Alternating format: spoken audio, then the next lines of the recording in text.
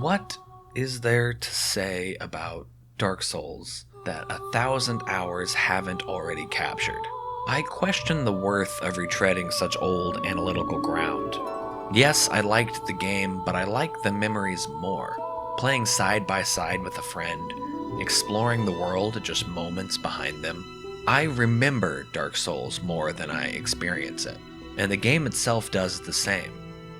Lordran, the world of Dark Souls, is a memory.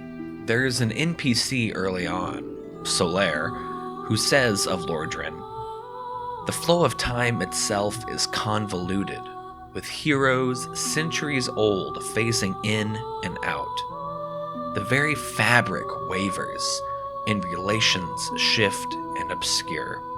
It's easy to see the dreamlike nature that Solaire brings forth when you travel through a dark forest, enter into a cave, go down an elevator, and find yourself in a valley full of drakes. Something about it is odd, like two disparate bodies of paint smudged together. Sure, it all fits in the context of the map, but so too would my memories if you were to map them. That embarrassing moment in the 3rd grade, resting in some cave, where right next to it in a forest is a breakup from college. Dark Souls is a flat circle. The future is the past, and Gwyn is Gwyn even if you call him Nashandra, or the Soul of Cinder, or Gehrman even. In the end, the gargoyles guard the bell, no matter how many times you've heard it ring. So I ask again, what is there to say about Dark Souls that couldn't also be said about memory? Why does From Software make the same game over and over again? Why do they keep asking us if we want to wake from the dream or continue its cycle? What is there to say about Dark Souls that couldn't also be said about Evangelion?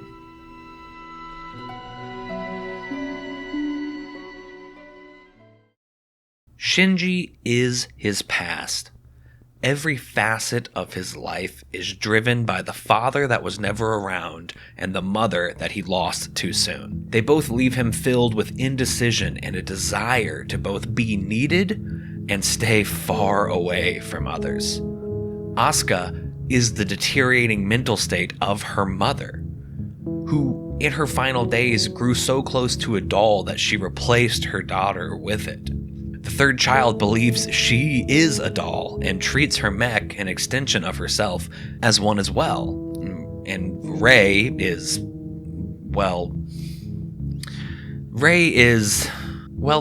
memory. She is Gendo Ikari's grasp at the past.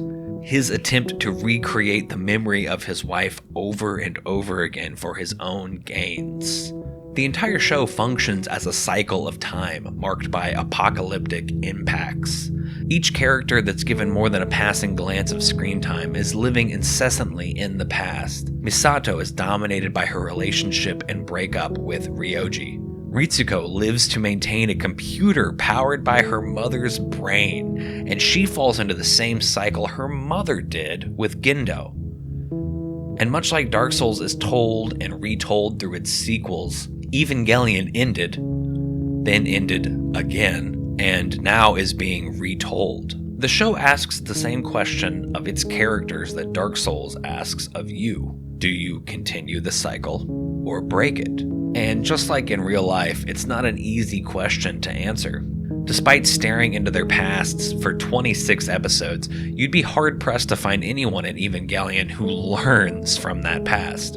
Misato still falls for Ryoji, Ritsuko dies at the hands of Gendo, and Asuka falls into her own head, broken by her past trauma. All of this is rather telling when you know that Evangelion's creator, Hideaki Anno, was struggling with a major bout of depression during the creation of the show.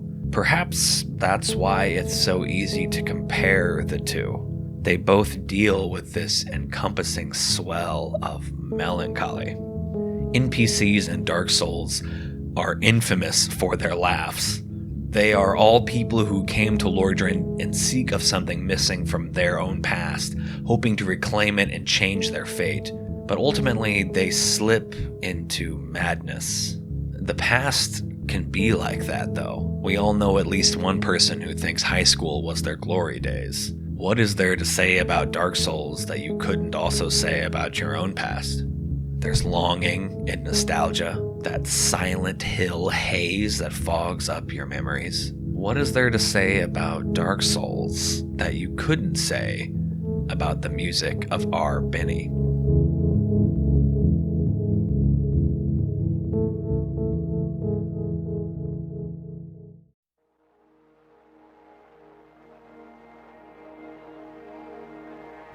The ambient music of beny fits stoically inside the grave of Dark Souls. The compositions feature stretched chords, re-recorded and resampled through cassette tapes and modular synthesis to create these textures that crumble and crack, showing this age and infusing them with nostalgia. Mamiya is the track you're hearing now, and it acts as a photograph. It hangs in this timeless space and longs for the past. It's grainy, smushed to fit into certain parameters, and you can't help but reminisce on some feeling you had long ago. The strings on the track ache for it the same way that the Firelink Shrine theme aches for Sanctuary. And in your head you fill that ache with a time and place of your own. Sitting and listening to beny's music is an act of distorted time travel, of viewing the flat circle of your own life, gazing at your memories and letting the emotions soak out of you like a drying sponge. But unlike the characters of Evangelion, Mamiya lends you a hand. It edges you towards breaking the cycle, as a voice comes in and shows you that there's something more at the end of the song, and it drifts off in a static hiss, like the fleeting moment after waking from a dream. It's here we begin to see the cracks in the seams. That the cycle created by living in the past maybe isn't as claustrophobic and impenetrable as the halls of nerve make it seem. And maybe there's something on the other side. Of all the Soulsborne games, it's Bloodborne that hits the nail on the head in terms of a true choice when you are confronted with this cycle. Dark Souls is a strange look at nostalgia. The past is a glorious time that reigniting the flame will get you back to, while the future is an unknown, shrouded in darkness. The choice at the end of that game doesn't hold any weight while playing because there's nothing that comes afterward.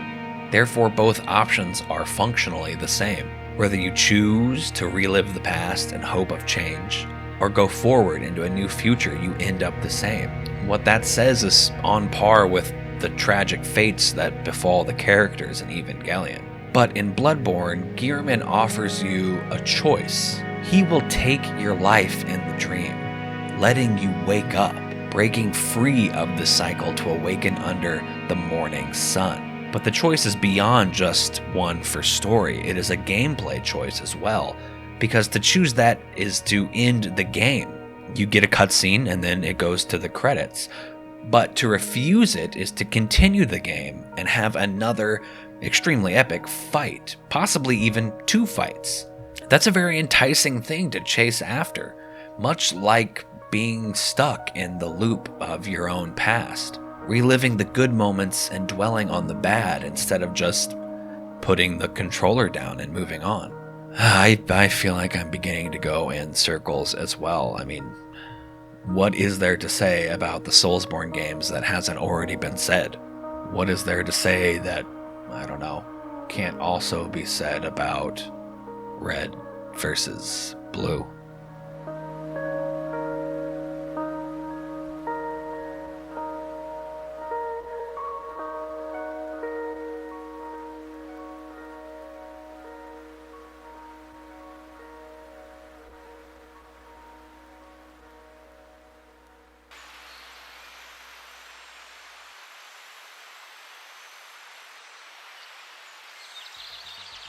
Hey, yeah? You ever wonder why we're here? one of life's great mysteries, isn't it? Why are we here? It's hard to be my age on the internet and not have at least a brief contact with Red vs. Blue. It's one of the oldest and most popular web series, detailing the wacky adventures of the Red Army and the Blue Army. They live in a box canyon, they fight sometimes. One of them gives birth to an alien or something at one point, I'm not really sure. But in Season 3, Church, the leader of the Blues and the main character of the show, is rocketed into the past by a massive explosion. He relives the first 2 seasons of the show, trying to change things in a way that will stop the bomb from going off. And he fails. Not just once, but several times. He gets caught in his own time loop. Church becomes obsessed with reliving the past to a dangerous level, refusing to just accept things for what they are. He ends up creating so many alternate versions of himself that they have to explain themselves to each other because it's impossible to keep all of them in any kind of order. This becomes a bit of a foreshadowing trait for Church later on in the show when it's revealed that Church was created. He is an artificial intelligence birthed from the mind of another character named the Director. This reveal recontextualizes the entirety of the show up to that point. Events that you thought were one thing were actually another. Everything feels different. The frame of the past becomes crooked, cracked, and leaks out into the present. Basically, you learn that the entire show exists as a way for the Director to bring back his lost loved one. She died, and he spends his final moments of the show, and we can presume many moments before that, rewatching their last interaction. The AI that he creates from his own mind, he tortures it and fractures it into all its little parts until he can find the little sliver that holds on to her. Then, with that, he recreates her over and over again, making iteration after iteration in the hopes that he will get to see her one last time. The show itself consistently concocts incarnations of relapsing on itself, trying to solve the Director's problems. So much so that in Season 9, Church willingly throws himself into a memory unit that continues to relive the first season of the show over and over again, changing things little by little in the hopes that it can create her. It's like a computer crunching variables until it shoots back the proper answer. Red vs. Blue is a strange mirror of Evangelion, with Church acting as Shinji and the Director acting as Gendo, similar to how Bloodborne is a strange mirror, a spiritual successor, of Dark Souls. Why do all of these media have an obsession with the past? Is that saying something about us? Why is our Benny's music so reflective? Why is Hideaki Anno recreating Evangelion now after so many years have passed? Is Dark Souls trying to tell us something with its cycle of fire and light? Bloodborne's dream? Is it possible that we could find it in Red vs. Blue? There's something I need to tell you. I think it's important that I say this. Wait a second. Look, I can take the whole at peace with the world thing, and I can even stomach all the accept your fate stuff. But just do me a favor, okay? Don't say goodbye. I hate goodbyes. I mean, we are space warriors, right? We should try to maintain some level of credibility. No, Tex, no. I think I just figured out what the Director couldn't. And Alpha either. It was so simple all along. I just had to tell you 3 words. 3 words I wasn't capable of telling you before. Oh, okay, wait a minute. Are you gonna say I love you? No, Tex. No. I'm not gonna say I love you. I'm gonna say I forget you. I forget you. I'm letting you go. Yes.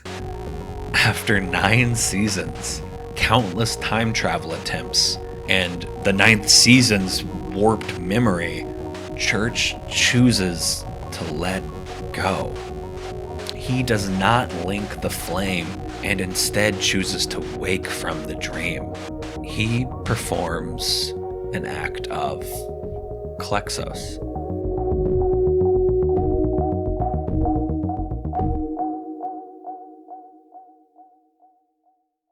Klexos is a term coined by the Dictionary of Obscure Sorrows, and it says that the past only appears unchangeable. But in fact, by revisiting the past, we can learn to see those events, emotions, and people in a new context. Memory is a form of time travel, and with it we can change our perceptions and recontextualize them into something useful in the present time. And church succeeds in doing this. You can spend your entire life in the past, mulling it over and over, trying to get it right. Klexos tells you that the past is like a work of art. It can be revisited at the various points of your life and reinterpreted, but it's only useful when it leads you to new conclusions. Church learning to let go. Even when confronted with revenge, he chooses to move on, and it was because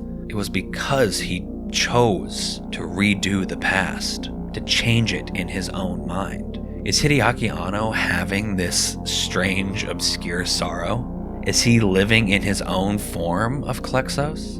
Looking at his creation from the vantage point of the present, learning from it, recontextualizing what it was back then, and retelling it with that wisdom? I definitely think you could make the argument, and the same goes for Bloodborne. Each of the Soulsborne games has been an iteration of its past self, changing healing items and tweaking small mechanics, honing in on some form of gameplay. The story too has been shaped like clay, remaining vague in its delivery but honing in on something real, something universal, the moment where you can choose to play the game or wake up.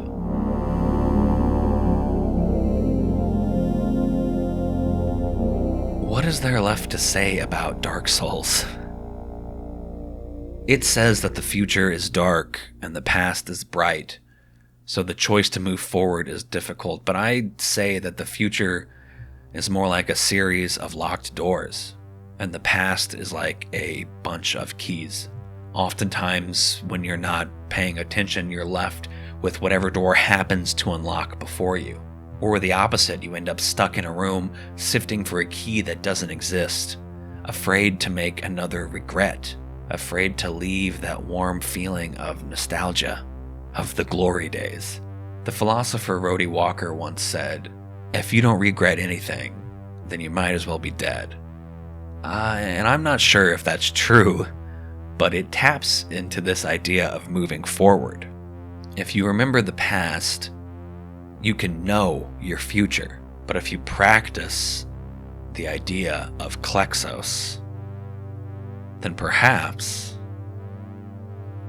you can change it.